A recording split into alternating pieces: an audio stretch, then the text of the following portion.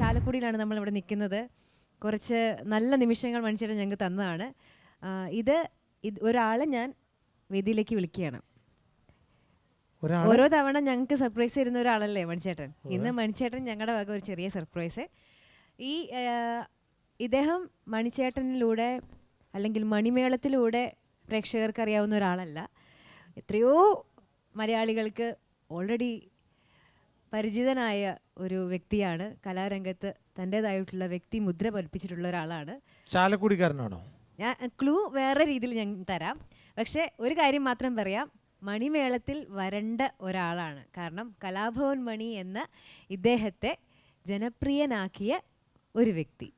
എനിക്കറിയാം. ഇനി ഒരു ക്ലൂ കൂടെ തരാം, അത് തേച്ചേട്ടൻ തരും.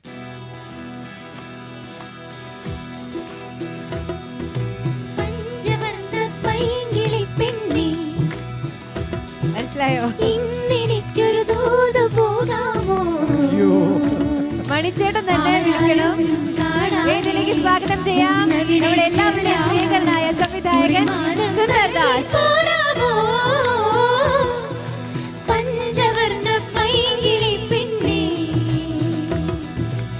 അയ്യോ ദൈവമേ, എങ്ങനെ പറയണമെന്നറിയില്ല. ഒരു കലാഭവൻ മണിയെ കണ്ടുപിടിച്ച ഒരു സംവിധായകനാണ് നമ്മുടെ ചാലക്കുടിക്കാരനായ സുന്ദർ ദാസ് സാറ്. ഇന്നിവിടെ നിങ്ങളുടെ മുമ്പിലൊരു കൈരളി ചാനലിൻ്റെ മുമ്പിലൊരു പരിപാടി അവതരിപ്പിക്കാൻ വന്ന് നിൽക്കാനുള്ള ഒരു എന്താ പറയുക, ഒരു ഭാഗ്യം തന്നത് സാറാണ്. സാറ് ഒരുപാട് പേർക്ക്, ദിലീപ്, മഞ്ജു വാര്യർ, മനോജ് കെ ജയൻ, അങ്ങനെ എത്രയോ പേർക്ക് വേണ്ടിയിട്ട് ഒരു ജീവിതം കൊടുത്ത ആളാണ്. ആ നന്ദി ഞാൻ ഒരിക്കലും മറക്കില്ല സാറേ. ഈശ്വരനാണ് സത്യം. സുന്ദർ സാർ, ഒരുപാട് സന്തോഷമുണ്ട്. സാറ് ആക്ച്വലി സാറിന്റെ കണ്ണ് നിറഞ്ഞു. മണിച്ചേട്ടനെക്കാളിലും ഇമോഷണൽ. എന്തായാലും രണ്ട് വാക്ക് ഞങ്ങൾക്ക് വേണ്ടി സാറ് പറയും. തീർച്ചയായിട്ടും. മണി എന്ന ഈ മുത്തിനെ ഞാൻ കണ്ടുപിടിച്ചില്ലായിരുന്നെങ്കിലും ആരെങ്കിലും കണ്ടുപിടിക്കുമായിരുന്നു. ഞാനൊരു നിമിത്തം മാത്രമായതാണ്. ചിലപ്പോൾ അങ്ങനെ കണ്ടെത്താൻ എനിക്ക് ദൈവനിശ്ചയം ഉണ്ടാവാം. ഞാനൊരു കാരണം മാത്രമാണെന്നാണ് ഞാൻ വിശ്വസിക്കുന്നത്. മണി അതിനു മുമ്പും സമുദായം എന്നതിൻ്റെ ഒരു സിനിമയിൽ നല്ല വേഷം ചെയ്തിരുന്നു. ഞാൻ സിബി മലയിലിൻ്റെ കൂടെ അസോസിയേറ്റ് ആയിരുന്ന സമയത്ത് അക്ഷരം എന്ന സിനിമയിൽ ഓട്ടോറിക്ഷ ഡ്രൈവറായിട്ട് കിക്കർ ഞാൻ ഒടിച്ചു കളഞ്ഞു സാറേ. സത്യമല്ലേ? സത്യമാണ്. അന്ന് പാലാരിവട്ടം ജംഗ്ഷനിൽ വെച്ചായിരുന്നു ഷൂട്ടിംഗ്. ഞാനാകെ ടെൻഷൻ അടിച്ചു പോയ ഒരു ഷൂട്ടിങ്ങാണ്. കാരണം എന്നെ ഒരു ഉത്തരവാദിത്വം സിബി മലയിൽ ഏൽപ്പിച്ചിട്ട്, അപ്പോൾ ഞാൻ പറഞ്ഞു ചാലക്കുടിയിൽ എൻ്റെ ജ്യേഷ്ഠൻ സുഭാഷാണ്, ഇങ്ങനെ ഒരു മിമിക്രി ആർട്ടിസ്റ്റ് ഉണ്ട്, നല്ല കലാകാരനാണ്. അങ്ങനെ വന്നു. ആദ്യത്തെ ദിവസം വന്നപ്പോൾ ഷൂട്ടിംഗ് നടന്നില്ല. അത് BTHൻ്റെ അവിടെയുള്ള റൂട്ടിൽ വെച്ച് അവിടെ എൻ്റെ സാങ്കേതികമായി പറഞ്ഞില്ല, എൻ്റെ ഓട്ടോറിക്ഷയിൽ വയ്ക്കാനുള്ള വാക്യൂം ഗ്രിപ്പ് അതിൽ ഫിക്സ് ആയില്ല. അപ്പം മണി തിരിച്ചു പോവുകയും പിന്നെ ഒരു ദിവസം ഈ പറഞ്ഞ പോലെ പാലാരിവട്ടം ജംഗ്ഷനിൽ വെച്ച് ഒറ്റയടിക്ക് സുരേഷ് ഗോപി കയറിയിരിക്കുകയും ഇയാൾ ഈ കഥാപാത്രം ഇത് കിക്കർ അടിക്കുകയും അത് കിക്കർ ഒടിഞ്ഞ് കയ്യിൽ പോരുകയും ചെയ്തു. അല്ല, എനിക്കതിൽ സാറേ ഒരു കാര്യം പറയാം. അതിന് ഏറ്റവും വലിയൊരു വിഷമം തോന്നിയത് സാറിൻ്റെ മുഖം കാണണം. ഞാൻ ആ സമയത്ത് അവിടുന്ന് ശരിക്കും മുങ്ങിയെന്ന് തന്നെ പറഞ്ഞാൽ മതി. ഞാൻ പതുക്കെ യൂണിറ്റിൻ്റെ പിന്നിലേക്ക് പോയി. കാരണം സിബി മലയിൽ നിന്ന് അത് ശുഭിതനാവാത്തൊരു ഡയറക്ടറാണ്. പക്ഷേ വർക്കിൽ എൻ്റെ ഭാഗത്തുനിന്നൊരു വീഴ്ച വന്നോ എന്നുള്ളൊരു സംശയത്തില്ല. പക്ഷേ മണി അത് നന്നായിട്ട് ഞാൻ കൈകാര്യം ചെയ്തു. വേറൊന്നും ചെയ്തില്ല. ഞാൻ പറഞ്ഞു, നേരെ ആദ്യം സുരേഷ് ഗോപിച്ചേട്ടൻ വന്നപ്പോൾ എൻ്റെ അടുത്ത് ചോദിച്ചു, നിങ്ങൾ ശരിക്കും ഓട്ടോ ഡ്രൈവറാണോ എന്ന് ചോദിച്ചു. ഞാൻ പറഞ്ഞു, എൻ്റെ പൊന്ന് സാറേ, ഞാൻ ഓട്ടോ ഡ്രൈവറാണ്. കലാഭവനിലെ മിമിക്രിക്കാരാന്ന് ഞാൻ പറഞ്ഞില്ല. കാരണം എൻ്റെ വേഷം പോകണ്ടെന്ന് വിചാരിച്ചിട്ട് ഞാൻ പറഞ്ഞു. മിണ്ടിയില്ല. പക്ഷേ അപ്പോൾ സിബി സാറ് ചോദിച്ചു, ഇത് ഇനി എങ്ങനെ സ്റ്റാർട്ട് ചെയ്യും എന്ന് ചോദിച്ചു. ഞാൻ പറഞ്ഞു, സാറ് ആരെങ്കിലും പുറകിൽ നിന്ന് തള്ളി തരണമെങ്കിൽ ഒരു മനുഷ്യൻ്റെ വളർച്ച എന്ന് പറയുന്നത് അതാണ്. അതിനുദാഹരണമാണ് സാറ്. ഒന്ന് പുറകിൽ നിന്ന് തള്ളി തരിക, അങ്ങനെ വന്ന ആളാണ്. പക്ഷേ തള്ളിത്തരലും ഞാൻ ഗിയറിൽ വണ്ടി സ്റ്റാർട്ട് ചെയ്തു. ആ വേഷം നന്നായി വന്നു. അതിനുദാഹരണമാണ് ഇന്നിവിടെ ദൈവത്തെ പോലെ ഇവിടെ നിൽക്കുന്ന എൻ്റെ സ്വന്തം മണി. ഞാൻ നേരത്തെ പറഞ്ഞതൊന്നുകൂടി മുഴുവനായിക്കോട്ടെ. അത് കഴിഞ്ഞ് അതിലൊരു സീൻ ഉണ്ടായിരുന്നുള്ളൂ, അക്ഷരം എന്നുള്ള സിനിമയിൽ ഒരു സീൻ ഉണ്ടായിരുന്നുള്ളൂ. ആ സീൻ എന്തായാലും സിനിമയിൽ വരുന്ന ഉറപ്പുള്ളതുകൊണ്ടാണ് ചാലക്കുടിക്കാരനായ മണിയെ ഞാൻ അതിൽ അഭിനയിപ്പിച്ചത്. കാരണം എന്ന് വെച്ചാൽ ചാലക്കുടിക്കാരാണ് ഞാനും. സിനിമ ഇറങ്ങിയിട്ട് അവസാനം എഡിറ്റിങ്ങിൽ അത് കളഞ്ഞു പോയാൽ എനിക്കറിയില്ലല്ലോ, മണിയനെ എനിക്കറിയില്ല, ചിലപ്പോൾ വന്ന് ചീത്തയൊക്കെ പറഞ്ഞേക്കാം.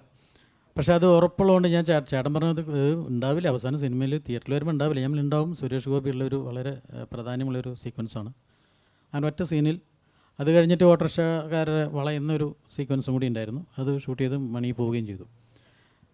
സല്ലാപം എന്നുള്ള സിനിമയിൽ വരുന്നതിന് മുമ്പ് സമുദായം എന്നുള്ള സംവിധായകൻ അമ്പിളി ചെയ്ത സമുദായം എന്നുള്ള സിനിമയിൽ വളരെ നല്ലൊരു വേഷം മണി ചെയ്യുകയുണ്ടായി. അതിൽ ഏറ്റവും സന്തോഷം എന്ന് വെച്ചാൽ ഈ യൂണിറ്റിലും അമ്പിളി സാറിൻ്റെ മോള് വർക്ക് ചെയ്യുന്നുണ്ടെന്നുള്ളതാണ്. എന്തായാലും അമ്പിളി എന്ന് പറയുന്ന സംവിധായകൻ്റെ കൈകളിലൂടെ എൻ്റെ കയ്യിലേക്ക് വീണ് കിട്ടിയ മുത്താണ് കലാപം മണി. മണി എന്ന നടൻ ആ സല്ലാപം എന്നുള്ള സിനിമയിൽ കൂടുതൽ ശ്രദ്ധിക്കപ്പെട്ടു എന്നുള്ളതാണ്. അതോടുകൂടി പിന്നെ മണി മലയാള സിനിമയുടെ ഭാഗമായി. അതുപോലെ തന്നെ ഒരുപാട് പ്രതിഭയുള്ള, ഞാൻ പലപ്പോഴും എൻ്റെ അടുത്ത് അഭിനയിക്കാൻ അവസരം ചോദിച്ചു വരുന്ന ആൾക്കാരോടൊക്കെ പറയാറുള്ള സാധനം എന്ന് വെച്ചാൽ നിരീക്ഷണ പാഠം, ഒബ്സർവേഷൻ എന്ന് പറയുന്നൊരു സാധനം. നമ്മുടെ സഹജീവികളെ, മനുഷ്യന്മാരെ മാത്രമല്ല എല്ലാവരെയും നിരീക്ഷിച്ചുകൊണ്ടാണ് ഒരു നടൻ അതിൻ്റെ കറ തീർത്ത് വരുന്നത്. അതിൽ മണി ഏറ്റവും ഉയരത്തിൽ നിൽക്കുന്നു എന്ന് ഞാൻ വിശ്വസിക്കുന്നു. കാരണം പലപ്പോഴും എന്താണ്, ഞാൻ ഏത് സിനിമയാണെന്ന് ഏത് നടനെന്ന് പറയുന്നില്ല, എൻ്റെ ഒരു സിനിമയിൽ അതിൽ മണി അഭിനയിച്ചിട്ടുണ്ട്. അവിടെ ഒരു ഷൂട്ടിംഗ് നടക്കുന്ന സമയത്ത് കുടിച്ച് വരുന്നൊരു സീക്വൻസാണ് ഷൂട്ട് ചെയ്യുന്നത്. അപ്പം നടന്നു വരുന്നത് നന്നായിരുന്നു. പക്ഷേ ഞാൻ ക്യാമറമാനോട് പറഞ്ഞത് ഇത് മണി ചെയ്തിരുന്നെങ്കിൽ എന്ന് ഞാൻ വെറുതെ പറയുകയും ചെയ്യാൻ. കാരണം വെച്ചാൽ മണിയുടെ അടുത്ത് 1000 കള്ളുകൂടിയന്മാരെ കാണിക്കാൻ പറഞ്ഞാൽ മണിക്ക് 1000 തരത്തിൽ ഈ കള്ളുകൂടിയന്മാരെ കാണിക്കാൻ പറ്റും. അതാണ് ഒരു നടൻ്റെ നിരീക്ഷണ പാഠം എന്ന് ഞാൻ പറയുന്നത്. ബാലകൻ എന്ന് പറയാൻ പറ്റുമോ? ഇല്ല, അത് നടക്കൂല. അപ്പോൾ അത് പോട്ടെ. അപ്പം അത് മണിയെ ഞാൻ മനസ്സിൽ എൻ്റെ ഹൃദയത്തിൽ വെച്ചിരിക്കുന്നത് അങ്ങനെ ഒരു സ്ഥാനത്താണ്. അതേപോലെ ഞാനിവിടെ മണിയുടെ ഒരു പ്രോഗ്രാം ഇവിടെ നമ്മുടെ മുനിസിപ്പൽ ഗ്രൗണ്ടിൽ, അവിടെ ടൗൺ ഹാൾ പണിയാൻ ഗ്രൗണ്ടിൽ നടന്ന സമയത്ത് അവിടെ ദിലീപ് വന്നിരുന്നു. ദിലീപ് വന്ന് മായാമോഹിനി എന്നുള്ള സിനിമയുടെ വർക്കുമായി ബന്ധപ്പെട്ട് ഷേവ് ചെയ്ത് നഖമൊക്കെ വളർത്തി പുരിയൊക്കെ പ്ലക്ക് ചെയ്തിട്ട് സുന്ദരിയായിട്ടാണ് വന്നത്. പക്ഷേ മണി വിളിച്ചുകൊണ്ട് മാത്രമാണ് ദിലീപ് പുറത്ത് അങ്ങനെ ഒരു വേദിയിൽ പങ്കെടുക്കുന്നത്. അന്ന് ഞാനുണ്ടായിരുന്നു. എന്നെ സ്റ്റേജിലേക്ക് മണി വിളിച്ചു. ഞാൻ മണിയെയും ദിലീപിനെയും കെട്ടിപ്പിടിച്ച് പറഞ്ഞു, എൻ്റെ ഹൃദയത്തിലെ ഏറ്റവും വലിയ 2 കലാകാരന്മാരാണിത്, അതിനൊരു കോട്ടം തട്ടിയിട്ടില്ല എപ്പോഴും. പിന്നെ മലയാള സിനിമയുടെ ഭാഗ്യതാരമായ മഞ്ജു വാര്യർ. എനിക്കെൻ്റെ സിനിമാ ജീവിതത്തിൽ ആദ്യത്തെ സിനിമയിൽ ഇതുപോലെ 3 പ്രതിഭകളെ ദൈവത്തിൻ്റെ കരുണ കൊണ്ട് പരിചയപ്പെടുത്താൻ സാധിച്ചതിന് അതിയായ സന്തോഷമുണ്ട്. കലാപം മണിക്കും നിങ്ങളെ പ്രേക്ഷകർക്കും എൻ്റെ അകമഴിഞ്ഞ നന്ദി, നമസ്കാരം. Thank you. നമ്മളൊക്കെ എത്രയോ എന്താ പറയുക, പാട്ട് പാടുന്ന ആൾക്കാരാണ്, കൈയും കാലുള്ള ആൾക്കാരാണ്. പക്ഷെ എന്നാലും ചില വ്യക്തികൾ നമ്മളെക്കാൾ ചിലപ്പോൾ ഒരുപക്ഷെ സംസാരിക്കാൻ കഴിവില്ലാത്ത ആൾക്കാരായിരിക്കാം. പക്ഷെ അവർ ചെയ്യുന്ന പെർഫോം എന്ന് പറഞ്ഞു കഴിഞ്ഞാൽ നമ്മൾ ചിലപ്പോൾ അന്തം വിട്ടുപോകും. അതുകൊണ്ട് എൻ്റെ ഒരു സ്വന്തം അനുജനെ ഞാൻ ഈ വേദിയിലേക്ക് സ്വാഗതം ചെയ്യാണ്. ഞാൻ പേര് പറയില്ല, ഓടിവാ.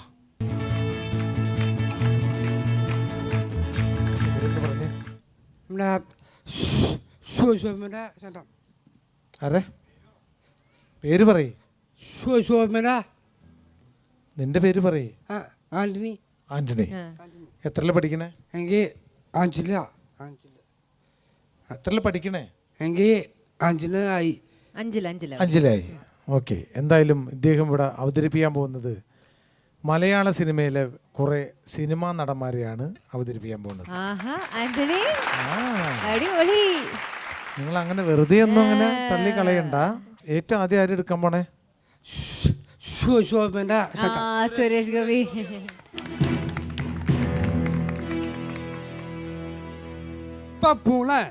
മോണ സോമന്റെ പായൊരു കാക്കടി വാതില ഓട്ടോ പോണേ കാക്കടി വാതിലുള്ളൂ മോണ സോമന്റെ ഓക്കോ.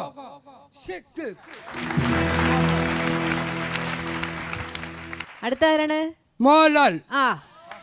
ചാർജപ്പായി, ഉത്സാഹം കൂടി. അടുത്ത ആള് ലാലട്ടൻ.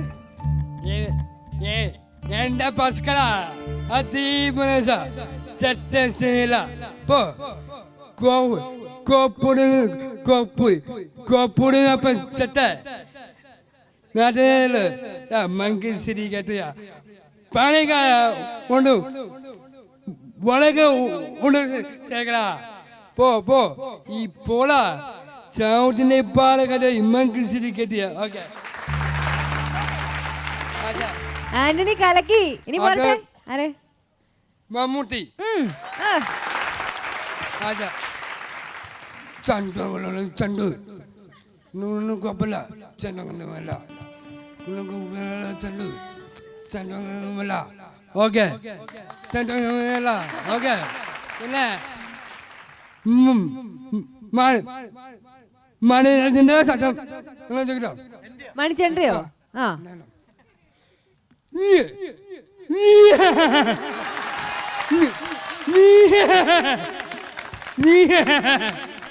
Super super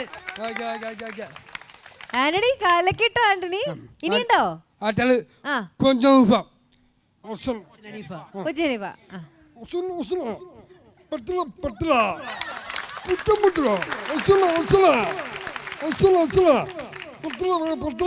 okay